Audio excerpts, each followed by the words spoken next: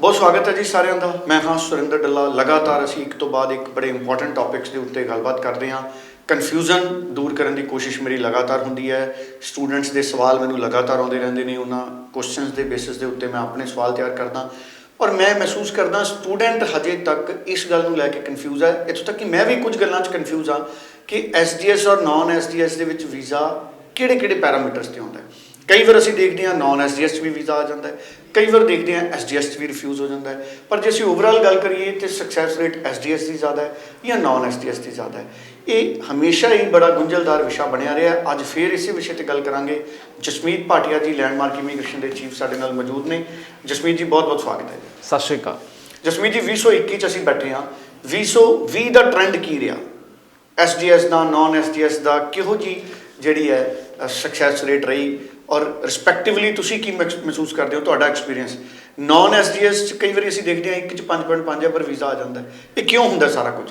SDS 'ਚ 7 point ਹੈ, visa refuse ਹੋ ਜਾਂਦਾ। ਮੈਨੂੰ ਲੱਗਦਾ ਇਹ ਟੌਪਿਕ ਆਪਾਂ ਥੋੜ੍ਹਾ ਜਿਹਾ ਬਾਅਦ 'ਚ ਲੈਂਦੇ ਹਾਂ। ਉਸ ਤੋਂ ਪਹਿਲਾਂ ਮੈਂ ਕੱਲ੍ਹ ਪਰਸੋਂ ਇੱਕ ਐਡ ਦੇਖ ਰਿਹਾ ਸੀ ਕਿ 5 ਬੈਂਡ ਦੇ ਕੈਨੇਡਾ ਦੇ ਵੀਜ਼ਾ ਖੁੱਲ੍ਹੇ ਜਾਂ ਵਿਦਆਊਟ ਆਈਲੈਟਸ ਦੇ ਕੈਨੇਡਾ ਦੇ ਵੀਜ਼ਾ ਖੁੱਲ੍ਹੇ। ਸੋ ਸਟੂਡੈਂਟਸ ਜਿਹੜੇ ਇਸ ਕੈਟੇਗਰੀ 'ਚ ਆਉਂਦੇ ਆ, ਜਿਹੜੇ ਆਈਲੈਟਸ ਨਹੀਂ ਕਰ ਸਕਦੇ ਜਾਂ 5 ਬੈਂਡ ਹੈ ਜਾਂ 5.5 ਬੈਂਡ ਹੈ ਓਵਰਆਲ, ਮੈਂ ਉਹਨਾਂ ਨੂੰ ਬਿਲਕੁਲ ਕਹਾਂਗਾ ਕਿ ਇਹ ਸਾਰੀਆਂ ਐਡਾਂ ਨੂੰ ਇਗਨੋਰ ਕੀਤਾ ਜਾਏ। ਕਿਉਂਕਿ ਮੈਨੂੰ ਲੱਗਦਾ ਹੈ 5 ਬੈਂਡ ਦੇ ਉੱਤੇ ਵੀਜ਼ਾ ਖੁੱਲ੍ਹੇ, ਵੀਜ਼ਾ ਕਦੀ ਬੰਦ ਹੀ ਨਹੀਂ ਹੁੰਦੇ। ਅਪਲਾਈ ਤਾਂ ਤੁਸੀਂ ਵਿਦਆਊਟ ਆਈਲੈਟਸ ਵੀ ਕਰ ਸਕਦੇ ਹੋ। ਬਿਲਕੁਲ, ਮੈਨੂੰ ਲੱਗਦਾ ਉਹ ਸਿਰਫ ਇੱਕ ਮਤਲਬ ਇੱਕ ਗਾਈਡੈਂਸ ਹੈ, ਮਾਰਕੀਟਿੰਗ ਦਾ ਸਟਾਈਲ, ਫਰਾਡ ਦਾ ਓਪਰਚੁਨਿਟੀ ਬਣ ਜਾਂਦੀ ਹੈ। ਸਟੂਡੈਂਟਸ ਮਿਸਗਾਈਡ ਹੋ ਜਾਂਦੇ ਆ, ਖਾਸ ਕਰਕੇ ਜਿਹੜੇ ਸਟੂਡੈਂਟਸ ਵੀਕ ਹੁੰਦੇ ਆ ਉਹਨਾਂ ਨੂੰ ਕੋਈ ਇੱਦਾਂ ਦੀ ਗਾਈਡੈਂਸ ਨਹੀਂ ਦਿੰਦੇ ਕਿ ਆਪਾਂ ਇੰਪਰੂਵ ਕਰ ਸਕੀਏ ਆਪਣਾ ਆਈਲੈਟਸ ਜਾਂ ਕੋਈ ਹੋਰ ਆਪਸ਼ਨ ਰਾਹੀਂ ਉਹ ਸੈਟਲ ਡਾਊਨ ਹੋ ਸਕਣ। ਬਟ ਕੈਨੇਡਾ 'ਚ ਤੁਹਾਡਾ ਵੀਜ਼ਾ ਲੱਗਣ ਦੇ ਚਾਂਸ ਜਿਹਨੂੰ ਕਹਿ ਲਓ ਹਜ਼ਾਰਾਂ 'ਚੋਂ ਇੱਕ ਦੇ ਹੋ ਜਾਂਦੇ ਆ ਜੇ ਤੁਸੀਂ ਵਿਦਆਊਟ ਆਈਲੈਟਸ 5 ਬੈਂਡ ਜਾਂ 5.5 ਬੈਂਡ 'ਤੇ ਅਪਲਾਈ ਕਰਦੇ ਹੋ। So visa chances are negligible when you apply on this score. So ਹੁਣ ਅਸੀਂ ਤੁਹਾਡੇ ਕੁਐਸਚਨ 'ਤੇ ਵਾਪਸ ਆਉਂਦੇ ਹਾਂ ਕਿ ਨਾਨ ਐਸਡੀਐਸ ਔਰ ਐਸਡੀਐਸ ਕੈਟਾਗਰੀ। ਸੋ ਪਹਿਲੀ ਗੱਲ ਤਾਂ ਕੈਨੇਡਾ ਸਰਕਾਰ ਪਹਿਲਾਂ ਕੁਝ ਸਾਲ ਪਹਿਲਾਂ ਐਸਪੀਪੀ ਕੈਟਾਗਰੀ ਸੀ ਔਰ ਨਾਨ ਐਸਪੀਪੀ ਕੈਟਾਗਰੀ ਸੀ, ਜਿਹਨੂੰ ਅਸੀਂ ਜਨਰਲ ਕੈਟਾਗਰੀ ਵੀ ਕਹਿ ਲੈਂਦੇ ਹਾਂ। ਸੋ ਐਸਪੀਪੀ ਕੈਟਾਗਰੀ 'ਚ ਓਵਰਆਲ 6 ਬੈਂਡ ਹੁੰਦੇ ਸੀ ਔਰ ਨਾਨ ਐਸਪੀਪੀ ਕੈਟਾਗਰੀ 'ਚ ਓਵਰਆਲ 6 'ਚ 1 'ਚ 5 ਬੈਂਡ ਵਾਲਾ ਸਟੂਡੈਂਟ ਨੂੰ ਵੀ ਵੀਜ਼ਾ ਮਿਲ ਜਾਂਦਾ ਸੀ। ਸੋ ਉਸ ਕੈਟਾਗਰੀਜ਼ 'ਚ ਵੀ ਜਦੋਂ ਅਸੀਂ ਸਟੂਡੈਂਟ ਵੀਜ਼ਾ ਅਪਲਾਈ ਕਰਦੇ ਸੀ ਤਾਂ ਓਵਰਆਲ 6 ਬੈਂਡ ਵਾਲੇ ਸਟੂਡੈਂਟਸ ਦਾ ਹਮੇਸ਼ਾ ਹੀ ਸਕਸੈਸ ਰੇਟ ਥੋੜ੍ਹਾ ਜਿਹਾ ਜ਼ਿਆਦਾ ਹੁੰਦਾ ਸੀ ਔਰ ਨਾਨ ਐਸਡੀਐਸ ਕੈਟਾਗਰੀ 'ਚ ਸਕਸੈਸ ਰੇਟ ਥੋੜ੍ਹਾ ਜਿਹਾ ਘੱਟ ਹੁੰਦਾ ਸੀ। ਫਿਰ ਉਹਦੇ 'ਚ ਦੇਖਦੇ ਸੀ ਕਿ ਜਦੋਂ ਇੱਕ ਵਾਰੀ ਸਟੂਡੈਂਟ ਰਿਫਿਊਜ਼ ਹੋ ਜਾਂਦਾ ਸੀ ਤਾਂ ਸਟੂਡੈਂਟ ਜਨਰਲ ਕੈਟਾਗਰੀ 'ਚ ਅਪਲਾਈ ਕਰਦਾ ਸੀ। ਸੋ ਇੰਨੇ ਜ਼ਿਆਦਾ ਸਟੂਡੈਂਟਸ ਕੈਨੇਡਾ ਜਾਣ ਲੱਗ ਗਏ ਤਾਂ ਕੈਨੇਡਾ ਨੂੰ ਲੱਗਿਆ ਕਿ ਕਿਉਂ ਨਾ ਆਪਾਂ ਕੁਆਲਿਟੀ ਥੋੜ੍ਹੀ ਜਿਹੀ ਵਧਾਈ ਜਾਏ। ਸੋ ਕੈਨੇਡਾ ਨੇ 6 ਈਚ ਦੀ ਡਿਮਾਂਡ ਕਰਤੀ ਔਰ ਐਸਡੀਐਸ ਕੈਟਾਗਰੀ ਕਰਤੀ। ਸੋ ਇਹਦੇ 'ਚ ਇੱਕ ਚੇਂਜ ਜ਼ਰੂਰ ਲਿਆਇਆ ਗਿਆ। ਐਸਪੀਪੀ ਕੈਟਾਗਰੀ 'ਚ ਕਾਲਜਿਸ ਆਉਂਦੇ ਸੀ, ਕੁਛ 40-45 ਕਾਲਜਿਸ ਹੁੰਦੇ ਸੀ ਐਸਪੀਪੀ ਕੈਟਾਗਰੀ 'ਚ।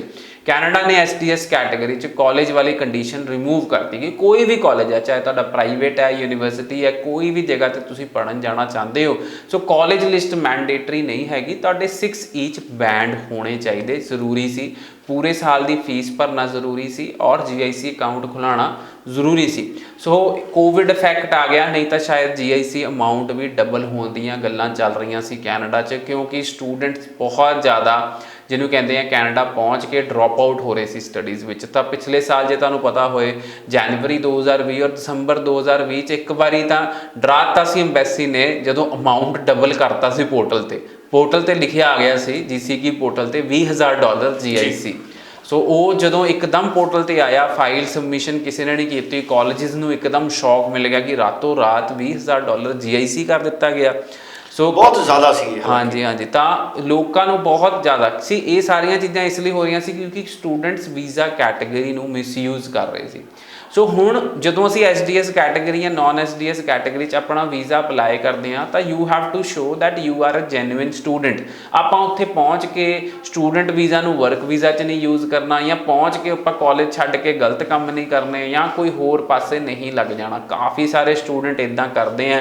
ਹਾਲ ਹੀ 'ਚ ਮੇਰਾ ਸਟੂਡੈਂਟ ਨਾਇਗਰਾ ਕਾਲਜ ਪਹੁੰਚਿਆ ਔਰ ਉਹਨੇ ਅਗਲੇ ਦਿਨ ਹੀ ਆਪਣਾ ਵਿਡਰੋਲ ਫਾਰਮ ਭਰਤਾ ਔਰ ਫਲਾਈਟ ਬੁੱਕ ਕਰਾ ਕੇ ਅਲਬਰਟਾ ਚਲਾ ਗਿਆ। ਕਹਿੰਦਾ ਮੈਂ ਪੜ੍ਹਾਈ ਨਹੀਂ ਕਰਨੀ, ਮੈਂ ਆਪਣੇ ਭਰਾ ਦੇ ਨਾਲ ਕੰਮ ਕਰਨਾ। ਆਈ ਡੋਂਟ ਨੋ ਕਿ ਉਹਦਾ ਕੀ ਮੋਟਿਵ ਸੀ, ਬਟ ਆਪਣੇ ਫਿਊਚਰ ਦੇ ਨਾਲ ਖਿਲਵਾੜ ਕਰਨਾ ਹੈਗਾ, ਮੈਂ ਉਹਨੂੰ ਸਹੀ ਗੱਲ ਕਹਾਂਗਾ। ਕਿਉਂਕਿ ਜੇ ਤੁਸੀਂ ਪੜ੍ਹਾਈ ਨਹੀਂ ਕਰਨੀ ਔਰ ਸਟੱਡੀ ਵੀਜ਼ਾ ਮਿਸਯੂਜ਼ ਕਰਦੇ ਹੋ ਤਾਂ ਸਾਡੀ ਕਮਿਊਨਿਟੀ ਤੇ ਬਹੁਤ ਬੁਰਾ ਅਸਰ ਪੈਂਦਾ ਹੈ। ਸੋ SDS ਕੈਟਾਗਰੀ ਔਰ ਨਾਨ SDS ਕੈਟਾਗਰੀ ਦਾ ਵੀਜ਼ਾ ਸਕਸੈਸ ਰੇਟ ਦੀ ਅਸੀਂ ਗੱਲ ਕਰੀਏ ਤਾਂ ਮੈਂ ਅੱਜ ਦੀ ਡੇਟ 'ਚ ਕਹਿਣਾ ਚਾਹਾਂਗਾ ਕਿ ਇਕੁਅਲ ਹੀ ਚੱਲ ਰਿਹਾ ਹੈ। ਸੋ ਦੋਨਾਂ ਹੀ ਤਰ੍ਹਾਂ ਦਾ ਫਾਈਲ ਇਕੁਅਲ ਚੱਲ ਰਿਹਾ ਹੈ। ਕਈ ਵਾਰ ਜੀ ਓਵਰ ਕੌਨਫੀਡੈਂਟ ਹੋ ਕੇ SDS ਕੈਟਾਗਰੀ 'ਚ ਫਾਈਲ ਲਾਉਂਦੇ ਆ ਔਰ ਡਾਕੂਮੈਂਟਸ ਮਿਸ ਕਰ ਜਾਂਦੇ ਆ। ਅਸੀਂ ਕਹਿੰਦੇ ਕਿ ਸਾਨੂੰ ਤਾਂ ਵੀਜ਼ਾ ਮਿਲਣਾ ਹੀ ਮਿਲਣਾ, ਔਰ ਕੰਸਲਟੈਂਟ ਵੀ ਅੱਗੋਂ ਕਹਿੰਦਾ ਕੁਛ ਨਹੀਂ ਲਾਉਣ ਦੀ ਲੋੜ, ਬਸ 4 ਚੀਜ਼ਾਂ ਲਾਣੀਆਂ ਵੀਜ਼ਾ ਆ ਜਾਣਾ। ਔਰ ਆਖਿਰ 'ਚ ਕੀ ਮਿਲਦਾ ਹੈ? ਰਿਫਿਊਜ਼ਲ। ਔਰ ਰਿਫਿਊਜ਼ਲ ਜਦੋਂ ਮਿਲ ਜਾਂਦੀ ਹੈ ਫਿਰ ਕੰਸਲਟੈਂਟ ਕਹਿੰਦਾ ਹਾਂ ਸ਼ਾਇਦ ਆਪਾਂ ਡਾਕੂਮੈਂਟ ਲਾਏ ਹੁੰਦੇ ਤਾਂ ਬੈਟਰ ਵੀਜ਼ਾ ਸਕਸੈਸ ਰੇਟ ਹੋ ਜਾਂਦਾ, ਜਾਂ ਤੁਹਾਡੇ ਮਨ 'ਚ ਵੀ ਆ ਜਾਂਦਾ ਕਿ SOP ਲਾਈ ਹੁੰਦੀ, ਫਾਈਨੈਂਸ਼ੀਅਲ ਡਾਕੂਮੈਂਟ ਲਾਏ ਹੁੰਦੇ ਤਾਂ ਮੇਰਾ ਵੀਜ਼ਾ ਲੱਗ ਕੇ ਆ ਜਾਂਦਾ। ਪਰ SOP ਤਾਂ ਇੱਕ ਮੈਂ ਦੇਖਦਾ, ਮੈਂ ਸਮਝਦਾ ਕਿ SOP ਨਾ ਲਾਉਣਾ ਤਾਂ ਨੈਗਲੀਜੈਂਸੀ ਹੈ ਕਿਤੇ ਨਾ ਕਿਤੇ। ਬਟ ਤੁਹਾਨੂੰ ਪਤਾ ਨਹੀਂ ਹੋਏਗਾ ਕਿ ਮਾਰਕੀਟ ਵਿੱਚ ਬਹੁਤ ਸਾਰੇ ਕੰਸਲਟੈਂਟ SOP ਨਹੀਂ ਲਗਾਉਂਦੇ because it's an extra job. So ਜਦੋਂ ਅਸੀਂ ਕੁਆਂਟੀਟੀ ਤੇ ਫੋਕਸ ਕਰਦੇ ਹਾਂ ਤਾਂ ਕੁਆਲਿਟੀ ਨਹੀਂ ਆਉਂਦੀ, ਤਾਂ ਕਾਫੀ ਸਾਰੇ ਸਟੂਡੈਂਟ ਦੀ SOP ਨਹੀਂ ਲਗਾਉਂਦੀ। ਮੈਂ ਡੇਲੀ ਬੇਸਿਸ ਤੇ ਸਟੂਡੈਂਟ ਮਿਲਦਾ ਜਿਨ੍ਹਾਂ ਦੀ ਫਾਈਲ 'ਚ SOP ਨਹੀਂ ਲੱਗੀ ਹੁੰਦੀ ਔਰ ਉਹਨਾਂ ਨੂੰ ਰਿਫਿਊਜ਼ਲ ਦਾ ਸਾਹਮਣਾ ਕਰਨਾ ਪੈਂਦਾ। ਉਸ ਤੋਂ ਇਲਾਵਾ ਫਾਈਨੈਂਸ਼ੀਅਲ ਡਾਕੂਮੈਂਟਸ ਦੀ ਵੀ ਜੇ ਅਸੀਂ ਗੱਲ ਕਰੀਏ ਉਹ ਵੀ ਨਹੀਂ ਪੁੱਟ ਅਪ ਹੁੰਦੇ ਫਾਈਲ ਵਿੱਚ। ਸੋ ਸਟੂਡੈਂਟ ਓਵਰ ਕੌਨਫੀਡੈਂਟ ਹੋਣ 'ਚ ਕਈ ਵਾਰੀ SDS ਕੇਸ 'ਚ ਰਿਫਿਊਜ਼ਲ ਦਾ ਸਾਹਮਣਾ ਕਰਨਾ ਪੈ ਜਾਂਦਾ। ਦੂਜੀ ਚੀਜ਼ ਇਹ ਵੀ ਦੇਖਣ ਨੂੰ ਮਿਲੀ 2020 'ਚ ਕਿ ਪ੍ਰੈਸ਼ਰਾਈਜ਼ ਬਹੁਤ ਜ਼ਿਆਦਾ ਸੀ, VFS ਐਮਬੈਸੀ। ਸੋ ਉਸ ਕੇਸ 'ਚ ਵੀ ਬੜੇ ਅੱਛੀਆਂ ਪ੍ਰੋਫਾਈਲਾਂ 80% 7 ਬੈਂਡ ਵਾਲੀਆਂ ਪ੍ਰੋਫਾਈਲਾਂ ਨੂੰ ਵੀ ਰਿਫਿਊਜ਼ਲ ਦਾ ਸਾਹਮਣਾ ਕਰਨਾ ਪੈ ਗਿਆ। ਰੈਸਟ ਤੁਹਾਨੂੰ ਪਤਾ ਹੋਏਗਾ ਕਿ ਤੁਸੀਂ ਆਪਣੀ ਫਾਈਲ 'ਚ ਜੇ ਕੋਈ ਫੇਕ ਡਾਕੂਮੈਂਟ ਲਾਇਆ ਜਾਂ ਤੁਹਾਡੇ ਤੇ ਕੋਈ ਕ੍ਰਿਮੀਨਲ ਚਾਰਜ ਹੈ, ਉਹ ਚੀਜ਼ਾਂ ਸਿਰਫ ਤੁਸੀਂ ਹੀ ਦੱਸ ਸਕਦੇ ਹੋ। ਔਰ ਜੋ ਤੁਹਾਡੇ ਤੇ ਕੋਈ ਇੱਦਾਂ ਦੀ ਚੀਜ਼ ਹੈਗੀ ਹੈ ਤਾਂ ਤੁਸੀਂ ਆਪਣੇ ਕੰਸਲਟੈਂਟ ਨਾਲ ਸ਼ੇਅਰ ਕਰੋ। ਆਪਣੀ ਫਾਈਲ ਵਿੱਚ ਜ਼ਰੂਰ ਮੈਂਸ਼ਨ ਕਰੋ ਕਿ ਤੁਸੀਂ ਤੁਹਾਡੇ ਪ੍ਰੀਵੀਅਸ ਰਿਫਿਊਜ਼ਲ ਬਾਰੇ, ਜੇ ਤੁਸੀਂ ਆਪਣੀ ਪ੍ਰੀਵੀਅਸ ਰਿਫਿਊਜ਼ਲਸ ਨਹੀਂ ਮੈਂਸ਼ਨ ਕਰਦੇ ਤਾਂ ਤੁਹਾਡੇ ਤੇ ਬੈਨ ਵੀ ਲੱਗ ਕੇ ਆ ਸਕਦਾ।